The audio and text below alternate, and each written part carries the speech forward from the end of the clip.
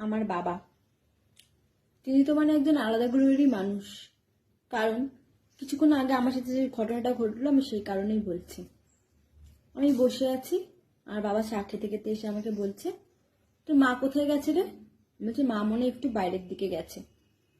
বলছে দেখ কি চা বানিয়েছে, বিচ্ছিরি চা, মুখে দেওয়া যাচ্ছে না, একটা চাও বানাতে পারে না, কি বিচ্ছিরি চা বানিয়েছে, চাটাকে ভালো করে ফোটায়নি। বলছি কেন গো, ভালো তো চা বানিয়েছে, আমি তো খেলাম এক্ষুনি।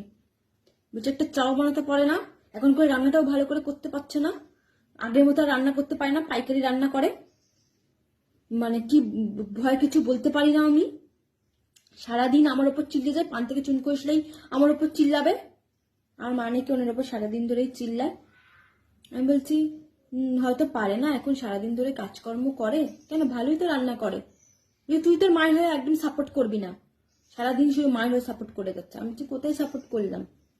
তখনই মা ঢুকছে, যথারীতি মায়ের যেটা কাজ আমাকে বলা, হাতে ফোন দেখেছে, মা তো বলবেই চিতা ঘাটছি, মা বলছে না তাই মা না যায়। বাবাও শুরু করেছে, সারাদিন বসে বসে ফোন ঘাটবে, এই ফোনটাই হচ্ছে যত কল, ফোনটাকে তুলে কোন দিন আচার মারবো যেদিন মাথা গরম হয়ে যাবে। এত বড় একটা ধরি মেয়ে হয়েছে, মায়ের কষ্ট বোঝে না, বাবাকে এক কাপ চাও করে দেয় না। আমি অবাক, এরই মধ্যে পাল্টি খেয়ে গেল মানুষটা।